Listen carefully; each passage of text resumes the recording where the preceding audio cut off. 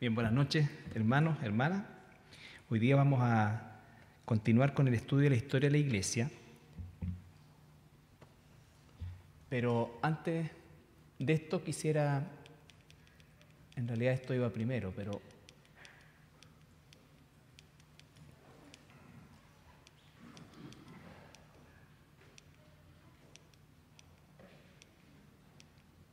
ahí está, eso iba primero. ¿Ya? Que es un poco el resumen de lo que vamos a ver durante el mes de mayo y el mes de junio. Como les dije desde un principio, el tema de la historia de la Iglesia es un tema sumamente extenso. Nosotros comenzamos con el período apostólico y pasamos muy rápidamente por todos los períodos de la Iglesia y nos estacionamos, por así decir, con mayor tiempo en la época de la Reforma.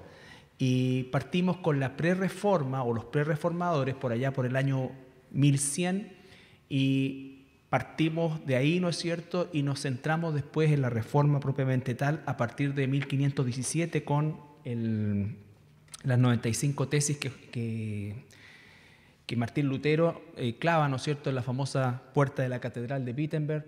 Entonces, de ahí en adelante empieza oficialmente como concepto histórico el periodo de la Reforma. Ahora, el periodo de la Reforma son más o menos 2 siglos de mucha intensidad.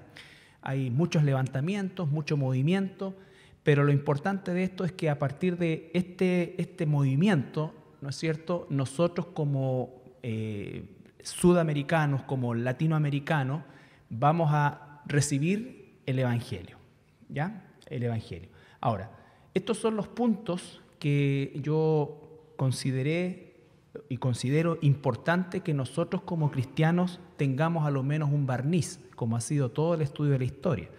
Yo sé que para algunos a lo mejor no les gusta la historia, fechas, nombres, y se pueden enredar un poco, pero la verdad que es necesario que nosotros como cristianos, de manera responsable, tengamos a lo menos una visión panorámica de todo este proceso.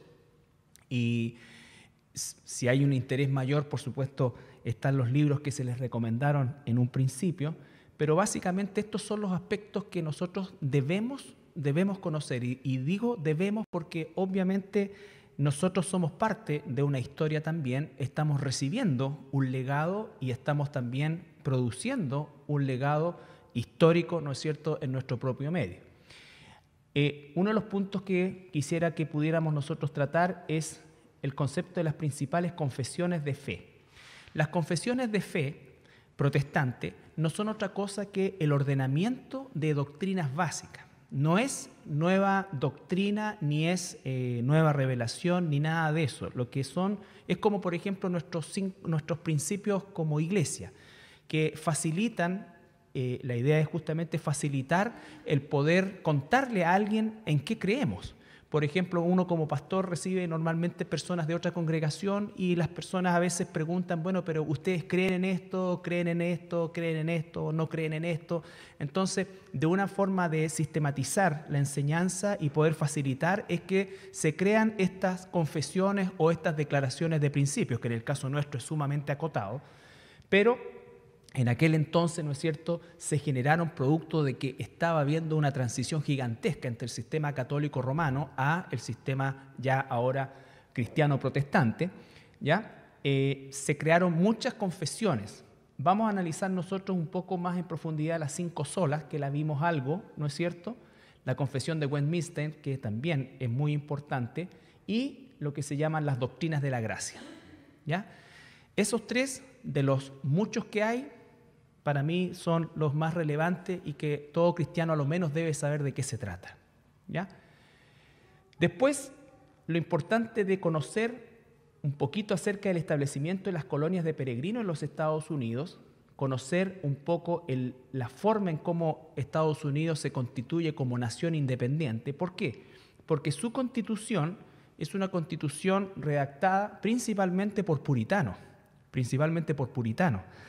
Y ese modelo de constitución es el modelo que de alguna u otra manera asumimos todos los países latinoamericanos posteriormente, ¿ya?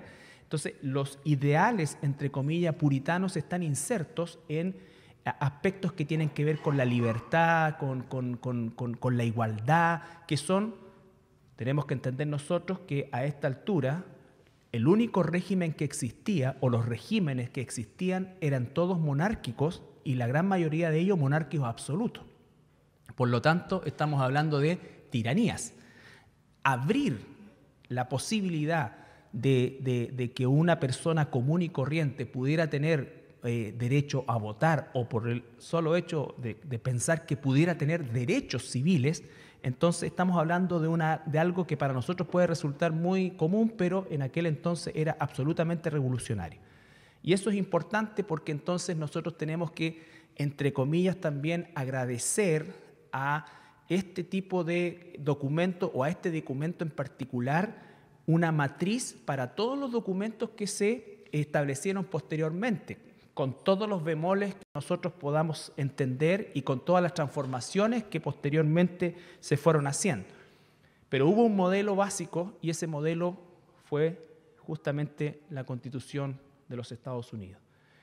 Después también es importante que nosotros conozcamos un poquito acerca de la traducción de la Biblia al español, con estos hermanos, ¿no es cierto?, Casiodoro de Reina y Cipriano de Valera, ¿no es cierto?, monjes españoles que se dieron el trabajo durante 10 años de lograr traducir de los idiomas originales, de lo que se llama el Textus Receptus, ¿no es cierto?, a el idioma español. Versión que hasta el día de hoy la gran mayoría del pueblo de Dios hispano utilizamos, ¿ya? Otro aspecto que quiero que conozcamos va a ser acerca de esta controversia que históricamente se le llama entre calvinistas y arminianos, aunque produce esta discusión, esta controversia, Calvino y Arminio ya habían partido a la presencia del Señor, ¿ya? También, dentro de lo que es el estudio histórico, conocer el origen de las principales denominaciones protestantes. A veces la gente no sabe, y los cristianos mismos no saben mucho, bueno, de dónde viene en fin. Entonces hay siempre algún tipo de confusión o de desconocimiento acerca de este aspecto de las denominaciones. Ahora, las denominaciones probablemente nos lleve algún tiempo también. ¿Por qué? Porque las denominaciones las dividimos en históricas, vale decir, las que llegaron de Inglaterra, ya constituidas como tales, y las, entre comillas, modernas, que se forman en el Nuevo Mundo. Entre las históricas tenemos la luterana, los anglicanos, ¿no es cierto? Los luteranos sabemos que comienza en Alemania, los anglicanos en Inglaterra o en el Reino Unido, los presbiterianos en Escocia, con el reformador Juan Knox, y los bautistas, que son los últimos en constituirse como tal, pero los bautistas son una rama que se abre de los anglicanos, ¿ya? Entonces eso lo vamos a tratar de, a lo menos, entender en sus puntos más básicos, ¿ya? Y después tenemos las modernas, las que ya se desarrollan en el Nuevo Mundo. Tenemos la más antigua, los metodistas, y tenemos también más cercano ya al siglo XX, casi al siglo XX, los pentecostales, y posteriormente lo que llamamos las iglesias libres. Las iglesias libres, la nuestra, por ejemplo, es una iglesia que se denomina o cae dentro de la categoría de iglesia libre. ¿Qué significa eso? Que no estamos asociados a alguna de las grandes congregaciones históricas como tal, pero tampoco pertenecemos a las iglesias modernas, ¿no es cierto?, como línea doctrinal. Las iglesias libres son las que mayormente se desarrollaron en los Estados Unidos posteriormente. Las congregaciones históricas más grandes de los Estados Unidos son en primer lugar las bautistas y en segundo lugar las metodistas, ¿ya? Entonces, las iglesias libres son, por ejemplo, en los Estados Unidos es común decir la iglesia cristiana del sur, iglesia cristiana del norte de California, iglesia cristiana del este de California, iglesia cristiana de San Joaquín. Después tienes el otro inmenso grupo de iglesias libres con un tinte latinoamericano que ya le pone otro sabor, y entonces colocan Iglesia Cristiana Ebenezer, ¿ya? Iglesia Cristiana La Cruz de Cristo, Iglesia Cristiana, y son nombres, títulos que no obedecen a una denominación ni histórica ni moderna, pero que tiene un nombre en ese sentido, ¿ya?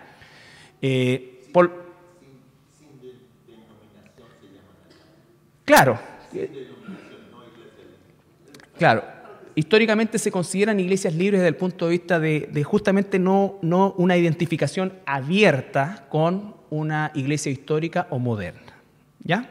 Entonces, eso también lo vamos a tratar en su oportunidad. También vamos a conocer algunos de los errores del periodo de la Reforma Protestante, porque obviamente fue un movimiento no perfecto, tuvo muchas imperfecciones, hubieron muchos excesos en el proceso de la Reforma, y es bueno que nosotros también históricamente los conozcamos, ¿ya? Sin un concepto de juicio, porque las condiciones históricas en las que se desarrolló la Reforma Protestante son peculiares, son sumamente peculiares e irrepetibles en el tiempo, ¿ya? Y vamos a finalizar con los movimientos heréticos que salen principalmente de acá y de acá, ¿ya? Todos los movimientos heréticos del siglo XX y lo que va del siglo XXI, que principalmente constituyen iglesias libres, pero que han desviado su doctrina hacia la herejía. ¿Ok?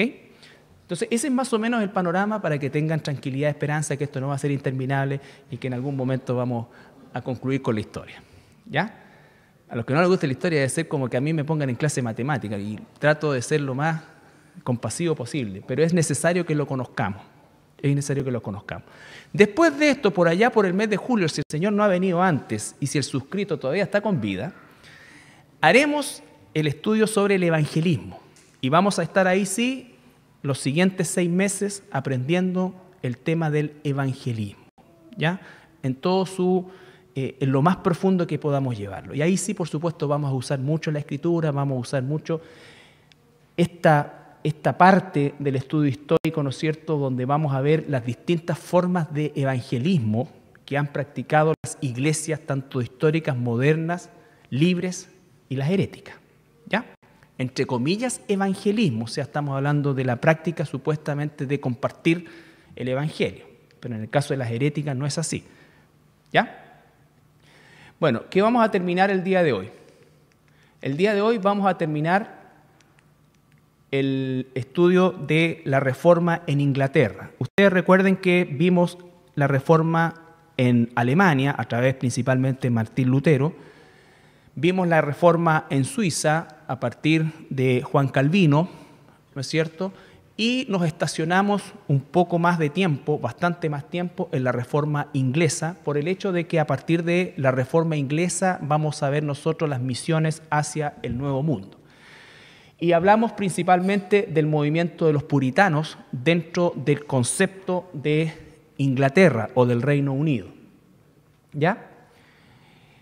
Nos estacionamos en este rey Jacobo. Recuerden ustedes, Enrique VIII es el que parte con el anglicanismo por motivos absolutamente pecaminosos. Después viene su hija María Tudor, la sanguinaria. Después viene después viene Eduardo VI, que vive muy poquito, 15 años. Después viene María Tudor, la sanguinaria católica. Eduardo VI, protestante. María Tudor, católica. Muere María Tudor y sube Isabel, la primera, que es la reina virgen, que más o menos reinó cerca de 50 años y ella no se definió nunca por razones políticas principalmente y de tratar de mantener un balance dentro del Reino Unido. Entonces no persiguió a los católicos, les dio algunos beneficios, se cargó más hacia beneficiar a los protestantes, pero ella tuvo un problema que van a tener los otros gobernantes protestantes y católicos, en el hecho de que en esa instancia es que surgen estos puritanos. Los puritanos querían purificar la iglesia anglicana porque la iglesia anglicana se había transformado en un aparato estatal. Me van siguiendo, en un aparato estatal. Por lo tanto, se habían desviado de los principios bíblicos propiamente tal. ¿Por qué? Porque en definitiva se había transformado en una religión de carácter oficial solamente, que tenía una capa de protestantismo, pero en rigor seguía siendo tan corrupta en muchos principios como el catolicismo romano. Entonces estos puritanos obviamente no se identificaban con el catolicismo romano, pero tampoco se identificaban con la iglesia anglicana. Entonces se les llamó también separatistas. Y fueron perseguidos por María Tudor. ¿Por qué? Porque le alteraban este equilibrio que ella había logrado. De hecho, esta época en la historia secular se llama la época gloriosa.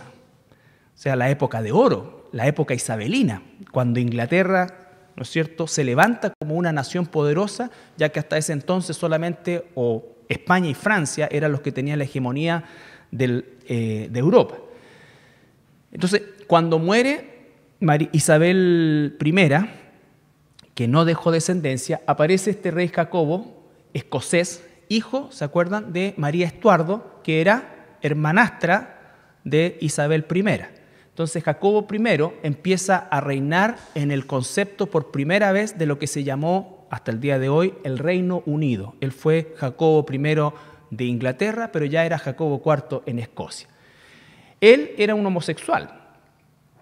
¿Ya? Él tenía un séquito que le llamaba sus preferidos, y una de las razones por las cuales el Parlamento inglés, yo no hablé sobre el Parlamento inglés, a esta altura hay un Parlamento inglés que diferencia la monarquía inglesa de la española y la francesa sobre todo, que eran monarquía absoluta. En el caso de Inglaterra era una monarquía parlamentaria, es decir, existía este organismo parlamentario que de alguna manera, muy escuetamente en esta época, pero tenía la función de restringir los poderes del rey. ¿Ya? De hecho, el rey, si quería cobrar un impuesto nuevo, tenía que pedirle a los parlamentarios, que se dividían en la Cámara de los Lores hasta el día de hoy, que equivale al Senado, y la Cámara de los Comunes, que es la Cámara de los Diputados. ¿Ya? Entonces, él quería, mucho tiempo los parlamentarios querían sacarlo de ahí porque él hacía gastos absolutamente onerosos. Todo lo que Isabel I logró en cuanto al esplendor económico, se fundió con esa plata, y gran parte de eso lo hizo con viajes lujosos. Él construyó por primera vez lo que podríamos llamar nosotros como una especie de crucero, donde se iba en largos viajes con sus amantes a lo largo, ¿no es cierto?, de todo el océano, las costas de Inglaterra, y vivía en esos tipos de lujo. El tema es que Jacobo, él mantuvo la política de igualdad entre el trato de católicos y de protestantes, cargándose siempre un poco más hacia los protestantes, ¿ya? En el buen sentido de la palabra, o sea, favoreciéndolos un poco más. ¿Por causa de qué? De que la iglesia anglicana seguía unida al tema del gobierno.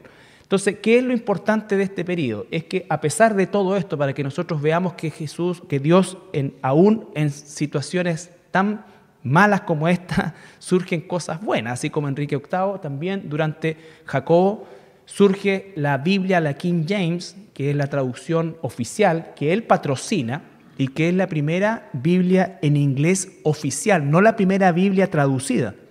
Antes ya Guillermo Tyndale había pagado con su vida el traducir la Biblia de los idiomas originales al inglés, principalmente al inglés del pueblo.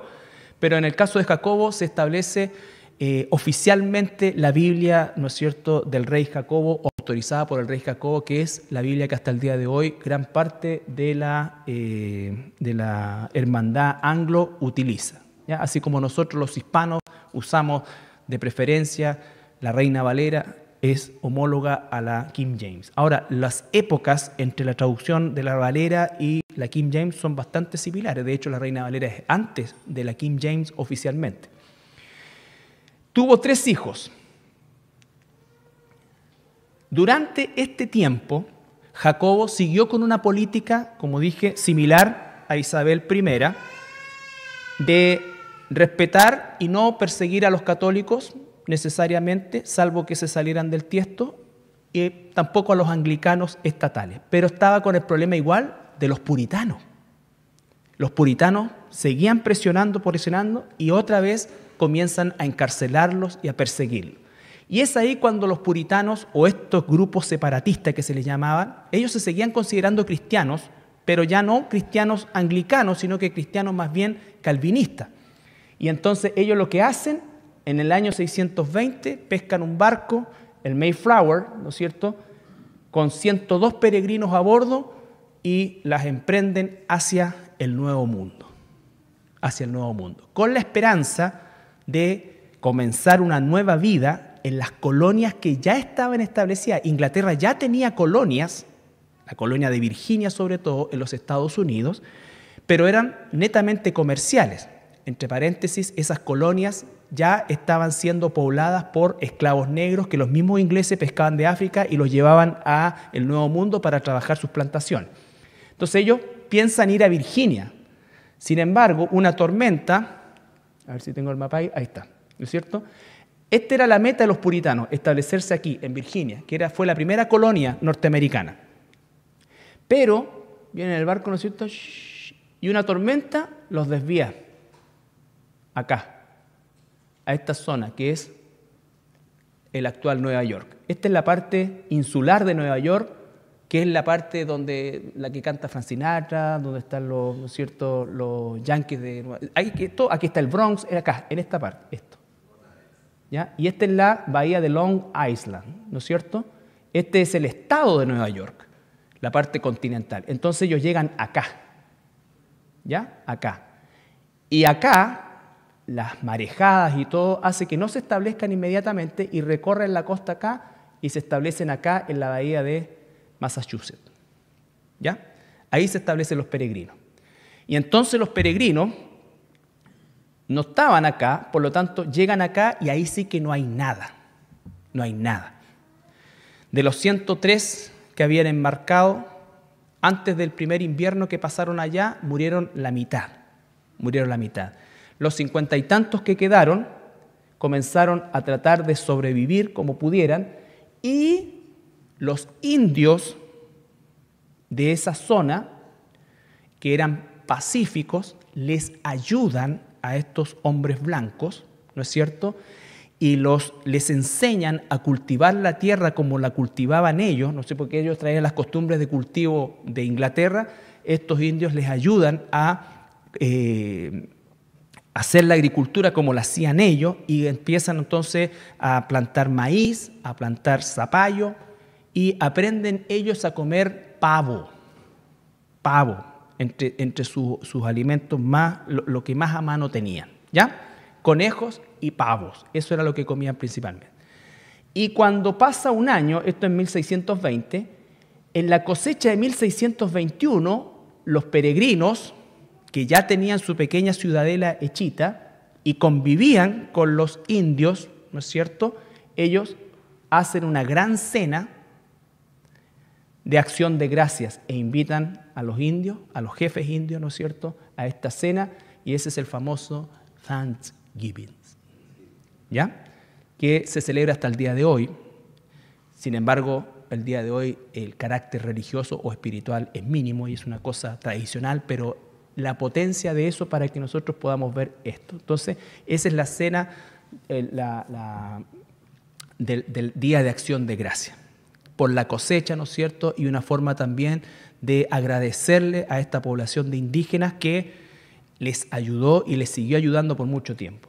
El problema estuvo cuando ya estas colonias comienzan a desarrollarse y empiezan a llegar barcos de ingleses, pero ya no puritanos, comerciantes, esclavistas, toda esta cuestión, y empiezan a perseguir a estos indios que eran pacíficos, y estos creen que todos los indios para adentro son iguales, y acá se van a encontrar con indios agresivos. Y ahí va a empezar, ¿no es cierto?, la conquista ya por las otras colonias que van a venir más abajo. Y después todo lo que viene hacia el oeste.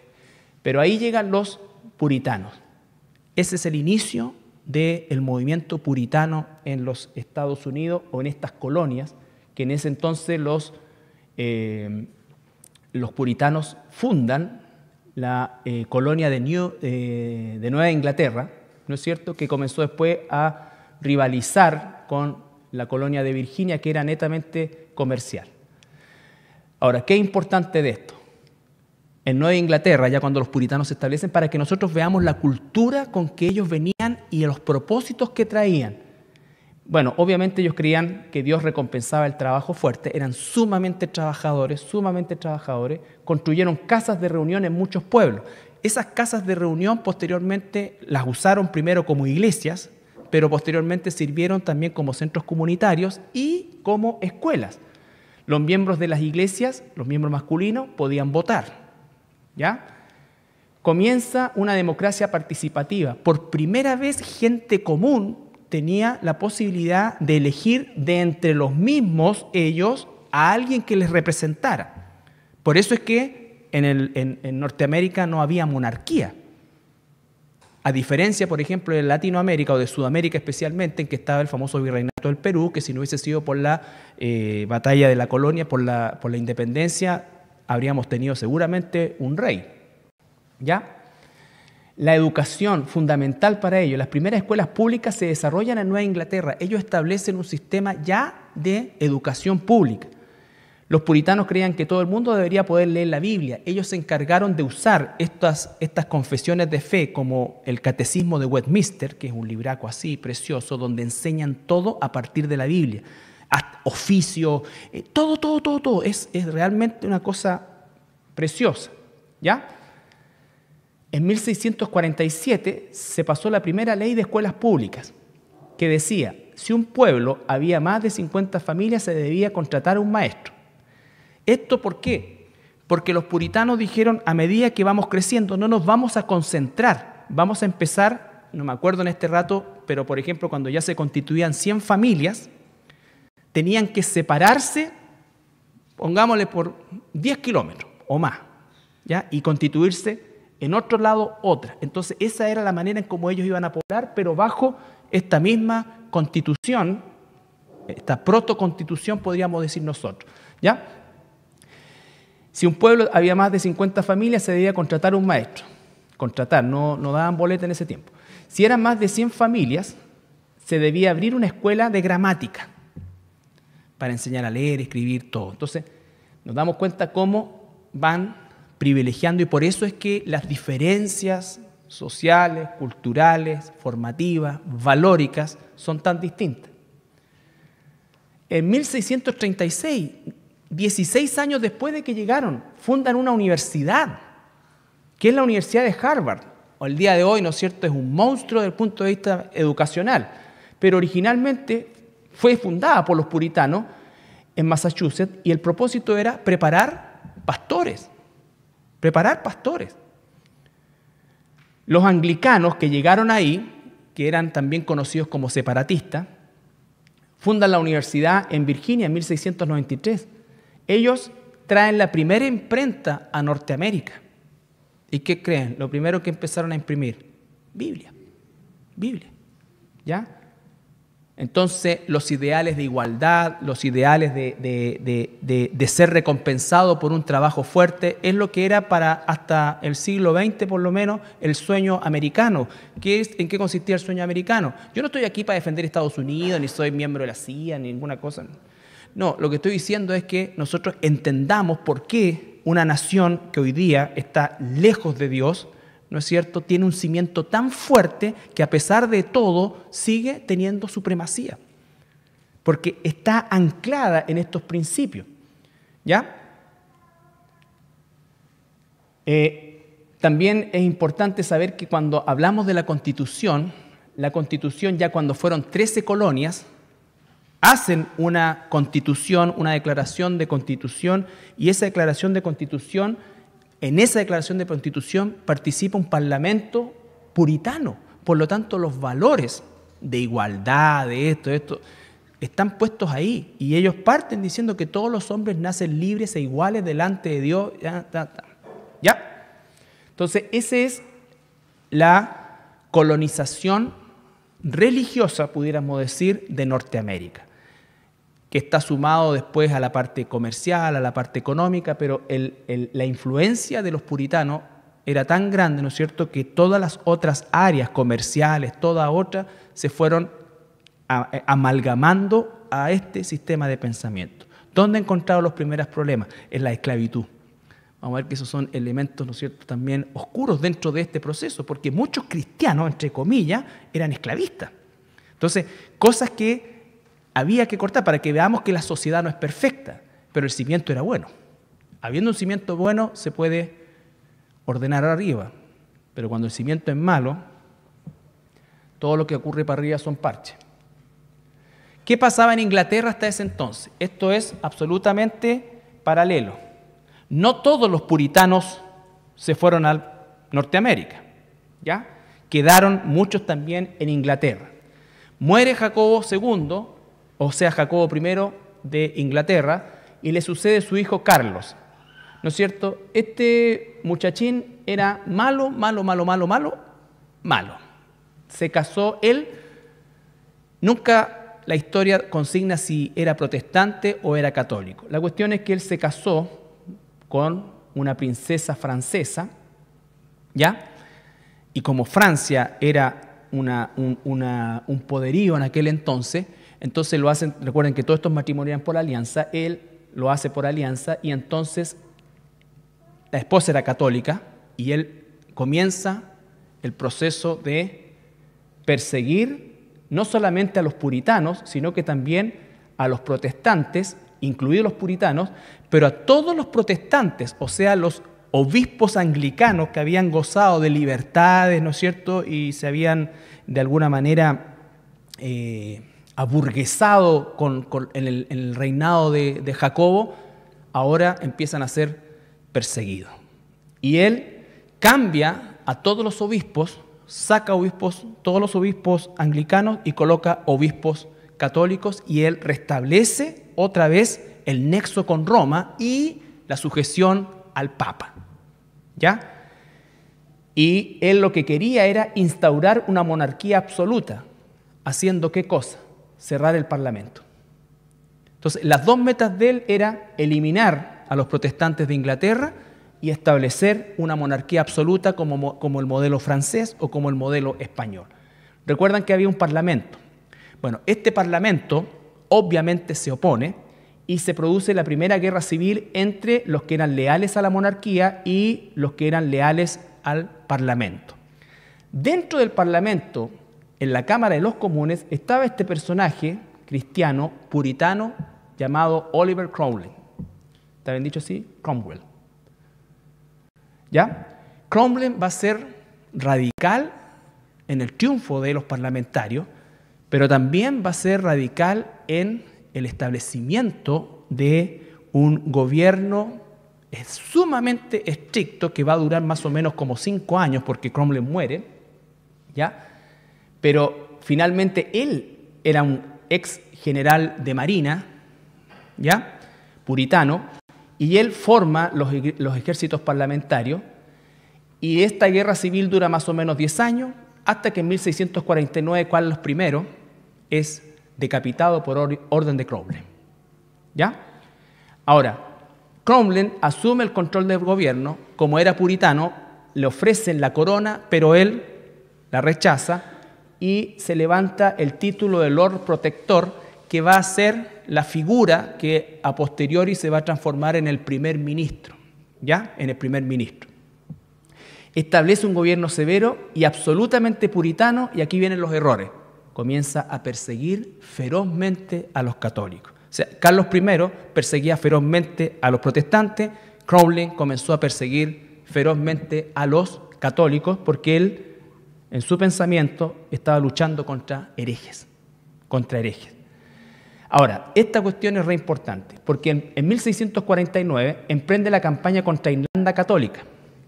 Voy a explicar. Aquí tenemos el Reino Unido hoy. En ese entonces, la isla de Irlanda era una sola, e Irlanda era bastante ajeno al quehacer de Inglaterra, y porque Inglaterra tenía principalmente el deseo de mantener a Escocia siempre bajo control, y cada cierto tiempo había levantamiento en Escocia y los ingleses lo sofocaban. Pero Irlanda se les quedó volando, y los irlandeses son católicos, ¿ya? Cuando se produce la guerra entre el Parlamento y Carlos I, los irlandeses ayudan a Carlos I, ¿no es cierto?, como ejército para vencer a los parlamentarios. Pierden los monárquicos, muere Carlos I y Cromwell toma represalias contra Irlanda, la invade, ¿ya? La invade y lo hace de forma brutal. Se calcula que asesina a más del 20% de la población irlandesa y la somete a la corona, ¿ya? La somete a Inglaterra. Por eso, para los ingleses, Cromwell es una especie de héroe, para los irlandeses es casi el diablo mismo, ¿ya? Así era Cromwell, no tenía medias tintas. ¿Qué pasa con esto de Irlanda? Genera una oposición, seguía siendo católica Irlanda, y los irlandeses finalmente se independizan, y esto ya es más del siglo XIX, en que tenemos Irlanda del Sur, cuya capital es Dublín, e Irlanda del Norte, que se mantiene hasta el día de hoy como parte del Reino Unido. Cuando nosotros escuchamos de la guerra de Irlanda, no es que Irlanda del Norte pelea con Irlanda del Sur. Irlanda del Sur es católica y está sumamente definida y es un país aparte. El problema está en Irlanda del Norte, que territorialmente está bajo el control de la corona inglesa, pero en su territorio existe un porcentaje más o menos similar de católicos y protestantes. Y la guerra entre los irlandeses, entre los católicos y protestantes, acá donde tenemos el IRA, por ejemplo, que es el ejército católico revolucionario, ellos luchan para deshacerse del control inglés y anexarse y volver a ser una sola Irlanda. Y tienes la otra mitad de protestantes que luchan por mantenerse como parte de la Inglaterra protestante. ¿Ya? Eso también un poco para entender las guerras que existen de estas características. ¿Ya? Bueno, Cromwell, ¿no es cierto?, muere posteriormente, pero es parte de los errores que se cometieron durante el periodo de la Reforma. Ahora, cuando muere Cromwell, se vuelve a restablecer la monarquía, y viene Carlos II, hijo de Carlos I, y después el hijo de Carlos II, que es Jacobo II. Lo hago bien rápido, ¿ya? Estos dos siguieron más o menos durante 20 años con la misma fórmula, persiguiendo ahora protestantes, ¿no es cierto? Persiguiendo protestantes, tratando de establecer un sistema católico, todo. Hasta que se levanta este hombre holandés, viniendo del norte, ¿no es cierto?, e invade Inglaterra. Y se establece en Inglaterra la Casa de Orange, ¿ya? Y Guillermo III era protestante calvinista, y él entonces encabeza lo que se llamó la Revolución Gloriosa, que en realidad fue un golpe de Estado contra Jacobo II. ¿Por qué marcamos este rey Guillermo? Porque a partir de ahí se terminó la disputa religiosa en Inglaterra, e Inglaterra asumió la religión oficial del reino, la anglicana protestante, hasta el día de hoy, con todos los altos y bajos y con toda la cosa, pero no existió nunca más ese conflicto de que subía María Tudor católica, perseguía a los subía Cromwell, perseguía a los católicos, y se la llevaban así, ¿no es cierto?, esta lucha de supremacía. Y acá ya con Guillermo III se establece y se pierde eso, y hasta ahí nosotros consideramos, o considero yo, que es importante que se conozca la historia de la Reforma en Inglaterra. Continúa posteriormente, ¿no es cierto?, pero ya a estas alturas nosotros vamos a comenzar a hablar de una Inglaterra con una monarquía anglicana, ¿ya? Y eso no cambia hasta el día de hoy, ¿ya?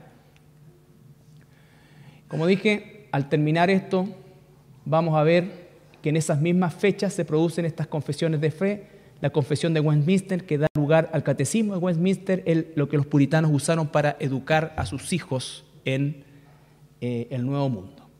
Ahora, aquí terminamos nosotros este periodo y ya nos va a llevar definitivamente a lo que va a ser la expansión del movimiento puritano en los Estados Unidos, la formación de la nación, y cómo a partir de ahí, en el siglo XIX, ya comienzan las misiones, principalmente hacia el sur, Centroamérica y por supuesto también Sudamérica. Recuerden que hace 5 décadas atrás Chile, Perú, Bolivia, Latinoamérica en general, habían muchísimos misioneros norteamericanos, pero a la fecha de hoy prácticamente los misioneros norteamericanos son contados con los dedos de una mano, como tal, como misioneros. Entonces, de alguna manera, el proceso misionero hacia Sudamérica o hacia Latinoamérica se cumplió, ¿ya? Gran parte de esos misioneros salieron voluntariamente, otros fueron definitivamente expulsados. Pero hoy día nosotros estamos viviendo un cristianismo ya de segunda o tercera generación en función de nosotros mismos como pueblo latinoamericano, ¿ya? Esta iglesia, ¿no es cierto?, nació justamente a partir de un misionero. El Señor usó un misionero norteamericano para levantar la iglesia, ¿no es cierto?, dejar un pastor indígena acá, propio de la cultura, y entonces se desarrolla en esa cultura y nosotros constituimos una primera generación, ¿ya? Después apareció el jefe Tadeo de otra tribu, pero también se sumó al movimiento. Y entonces ahora nosotros somos culturalmente lo mismo. Y así entonces se van produciendo los movimientos misioneros, pero nacen de allá. Por eso es que tenemos que estar siempre agradecidos de la mano de Dios con él. No, cuando uno piensa en Estados Unidos, piensa en Hollywood, en Obama, en Trump. No, hablemos de los hermanos cristianos que con un corazón misionero, ¿no es cierto?, impulsados por una formación espiritual fuerte, ¿no es cierto?, no solamente mandaron gente, sostuvieron gente, levantaron obras, no siempre fueron comprendidos. Y entonces todo eso es importante, ver que somos parte de la historia. Entonces ahora nosotros estamos escribiendo nuestra historia como iglesia ya cristiana, libre, latinoamericana, chilena en particular, serenense o como queramos llamarla en ese sentido. ¿Ya? Bien, una palabra que solamente quiero que nos llevemos esta noche, en 1 de Pedro capítulo 2,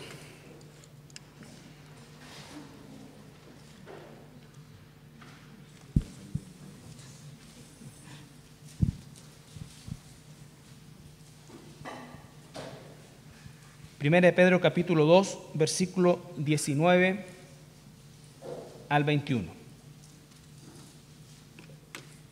Todo proceso en la historia de la iglesia es un proceso caracterizado por dolor, por sufrimiento, en distintos niveles a lo largo de la historia, pero nunca los procesos de las iglesias cristianas han estado exentos de esto, ¿ya? De dificultades, de incomprensiones, de dolor, de sufrimiento, de persecución, todos los ingredientes juntos, algunos de ellos, épocas largas, épocas más cortas, distintas intensidades, pero nunca ha sido expedito el camino del Evangelio verdadero, nunca. Estos hermanos sufrieron tanto como sufrieron los hermanos del primer siglo, tanto como sufrieron los hermanos del segundo siglo, tanto como los hermanos de la iglesia medieval, tanto como los hermanos de la época de la Inquisición, tanto. Los puritanos, si pueden ver algún documental de los puritanos, ellos firmaron el acta del Mayflower, que se llama, y en el acta del Mayflower establecen aspectos bíblicos para poder vivir entre ellos en condiciones sumamente terribles, donde podían perder la razón, podían hacer cualquier cosa. Entonces ellos se protegieron, pero además firmaron todos que ellos se iban a quedar ahí, que no volvían a Inglaterra, que ellos sentían que era el llamado de Dios a estar en ese lugar y le daban gracias a Dios porque el temporal se los había llevado para arriba y no los había llevado a Virginia. ¿Ya? Entonces, el proceso de la iglesia cristiana nunca está, el crecimiento, el desarrollo y el avance de la iglesia nunca está exento de dificultades de distinta índole. Vuelvo a insistir eso, no esperemos nosotros que queremos levantar, extender el reino de Dios por medio de la sana doctrina, de todo lo que el Señor nos está dando, ¿no es cierto?, sin dificultades, sin equivocarnos, sin muchas cosas que ocurren. Pero si Dios está en control de eso, entonces nosotros tenemos que esperar en Él. Dice la palabra, capítulo 2, versículo 19 al 21. Porque esto merece aprobación. Si alguno, a causa de la conciencia delante de Dios, sufre molestias padeciendo injustamente, pues, ¿qué gloria es si pecando sois abofeteados y lo soportáis? Mas, si haciendo lo bueno sufrís y lo soportáis, esto ciertamente es aprobado delante de Dios. Pues para esto fuiste llamado, porque también Cristo padeció por nosotros, dejándonos ejemplo para que sigáis sus pisadas. Ahí está. Cristo, para esto fuimos llamados, para hacer avanzar el Evangelio. Y hacer avanzar el Evangelio, Dios nos dice claramente que no va a ser una cosa expedita. No va a ser una cosa expedita. Él está en control de todo. Él va a cumplir sus propósitos. pero no va a ser una cosa expedita. Vamos a tener oposición. Tuvieron oposición, tenemos oposición y tendrán oposición los que vengan por delante. Entonces tenemos que tomar nuestro puesto en la historia también con todo lo que eso significa, con los beneficios de vivir en esta época y con las dificultades de vivir en esta época. ¿Ya? Ok, ¿alguna pregunta?